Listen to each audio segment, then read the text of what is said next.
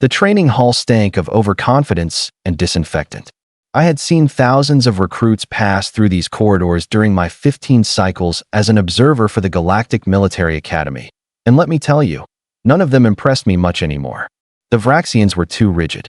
The Keltorians too cautious. The Zephyrites? Don't even get me started on those floating gas bags who thought diplomacy could win wars. But humans? Oh, humans were something else entirely. They showed up to the academy with their soft skin, their fragile bones, and their ridiculous insistence that they belonged among species who could breathe methane or crush steel with their bare appendages. Most of us instructors found it hilarious. Some found it insulting.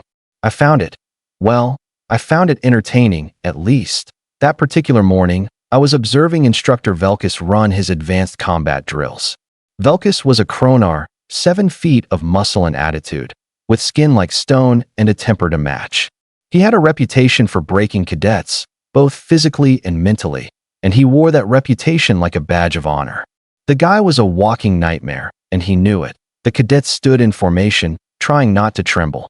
There were about 30 of them, mostly Vraxians and Keltorians, a couple of thorned ones from the outer reaches, and tucked in the back row, almost invisible among the larger species, was a human woman.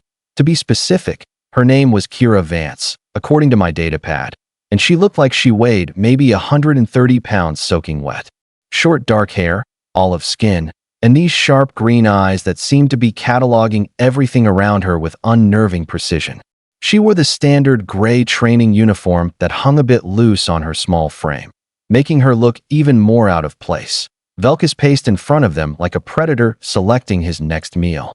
Today, he growled in that voice that sounded like rocks grinding together. We will review proper defensive stances against superior opponents. He stopped in front of a Vraxian cadet, easily twice his size. You. Demonstrate. The Vraxian complied, dropping into a low, balanced stance that looked solid enough. Velkus nodded with something resembling approval, then continued his patrol. His eyes, those cold yellow slits, swept across the formation until they landed on the smallest figure in the room. That node, I leaned forward in my observation booth. This was going to be good. Or terrible. Probably both. You. Velkus said, pointing one massive claw at Kira. Human. Step forward. Kira did, her face neutral, her movements calm. She stood in front of Velkus looking like a child beside a mountain, and yet there was something in her posture that caught my attention. She wasn't cowering.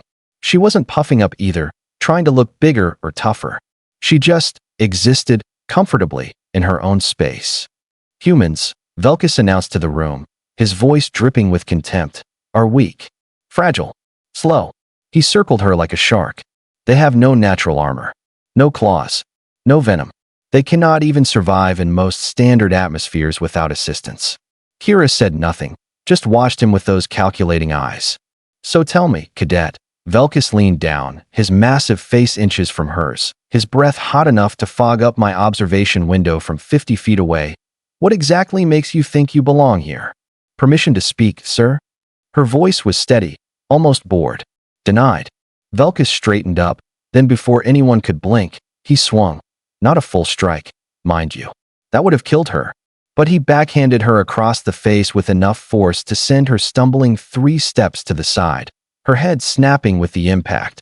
The room went silent. Every cadet froze. Even I froze, my mandibles clicking in shock. Striking cadets was technically allowed under combat training protocols, but this was just cruelty. This was Velkus asserting dominance over someone he saw as beneath him. Kira straightened slowly, one hand touching her reddening cheek. Blood trickled from the corner of her mouth. She worked her jaw, testing it, then spit blood onto the training mat, and then she smiled. Not a friendly smile. Not a nervous one. This was the smile of someone who had just been given permission to do something they had been waiting to do for a very, very long time. Is that all, sir? She asked, her voice carrying across the silent hall. Velkus's face darkened, his crest flaring in anger. You dare mock me, human? No, sir, Kira said, settling into a loose, relaxed stance that looked nothing like the rigid forms the other cadets had learned. I'm just clarifying the rules of engagement. You hit me, so I assume this is now a live training exercise. Oh, this was getting interesting. Velkus laughed, a sound like boulders tumbling down a mountain. You think you can challenge me, worm? I have trained for 40 cycles. I have killed warriors from a dozen worlds. You are nothing but soft meat pretending to be a soldier. He lunged at her, claws extended, moving with surprising speed for his size. What happened next? I replayed 17 times later just to make sure I actually saw it. Kira didn't retreat. She stepped in, toward the attack, angling her body so Velkus's claws whistled past her shoulder by inches. Her left hand caught his extended arm at the wrist. Her right hand struck his elbow joint, not hard, but precisely. And then she dropped her weight, rotated her hips, and used Velkus's own momentum against him. The massive Kronar instructor flipped through the air like a toy, his expression shifting from rage to confusion to panic in the space of a heartbeat, before he crashed onto his back with enough force to crack the reinforced training mat. The impact echoed through the hall like thunder. Kira stood over him, still holding his arm in a joint. Lock that looked casual, but had to be excruciating based on the way Velkus's face contorted. "Respectfully, sir," she said, her voice still steady, still calm. "Humans might not have claws or armor, but we have something better. We have leverage, physics, and about 10,000 years of finding creative ways to kill things bigger and meaner than us." She released his arm and stepped back, coming to attention. "Permission to return to formation, sir?" Silence. Beautiful, stunned, absolute silence. Then one of the thorned ones in the back started laughing. Then another. Within seconds, the entire formation was struggling not to lose their composure. Velkus lay on the mat, stunned, humiliated, and very clearly trying to decide if he could murder a cadet and get away with it. That I pressed the intercom button. "All cadets dismissed. Instructor Velkus, report to my office." Now, as the cadets filed out, most of them giving Kira a wide berth mixed with newfound respect, I watched the human woman exit last. She walked like nothing had happened, like she hadn't just humiliated one of the Academy's most feared instructors. Humans, I decided, were going to be a problem, that a wonderful, terrifying, absolutely fascinating problem.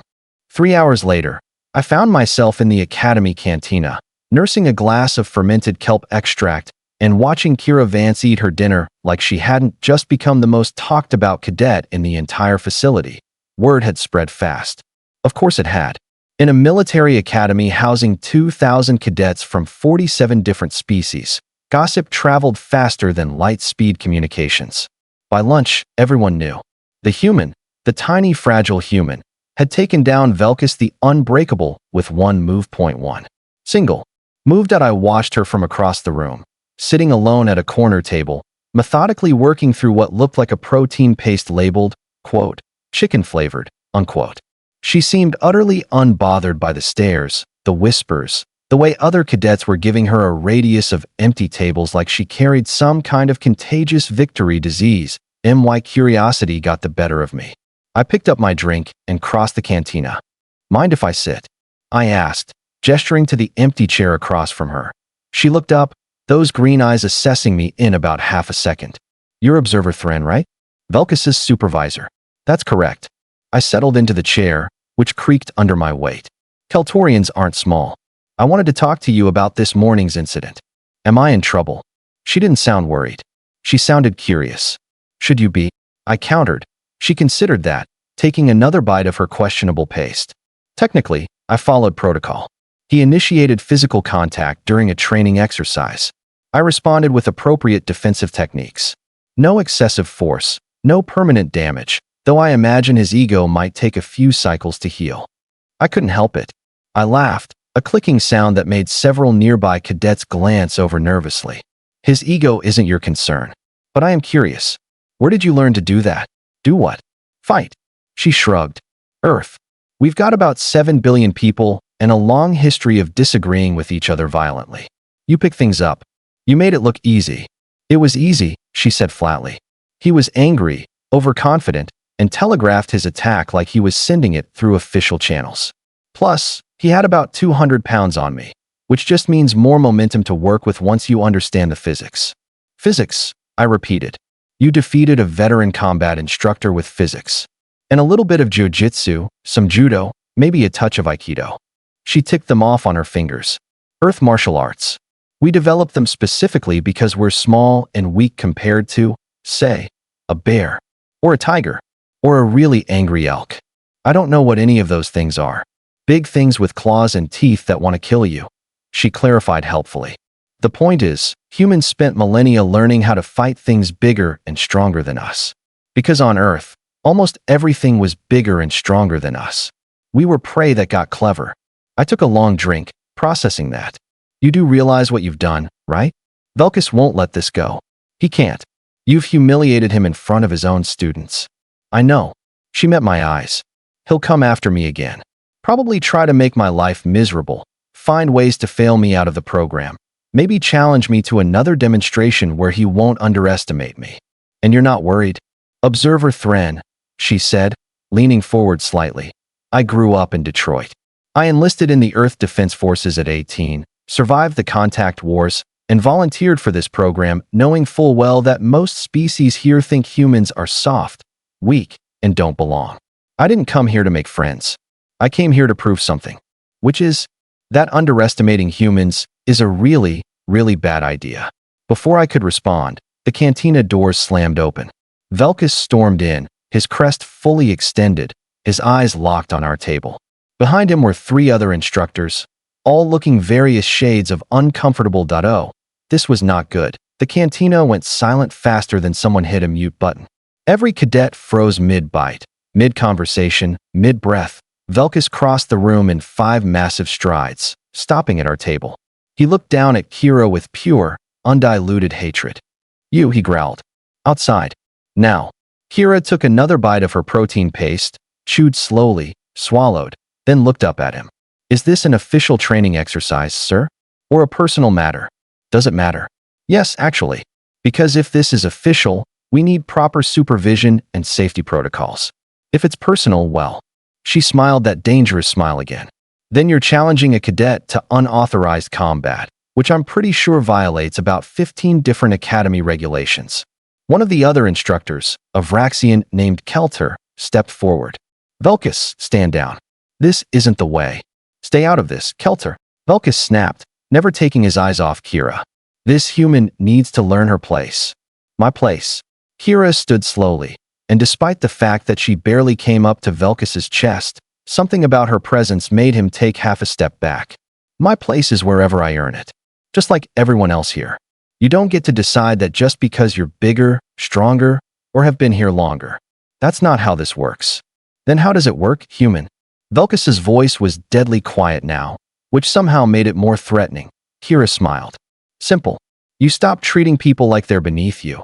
You do your job training us to be soldiers instead of stroking your ego, and maybe, just maybe, you learn that strength isn't just about how hard you can hit. The silence stretched like taffy.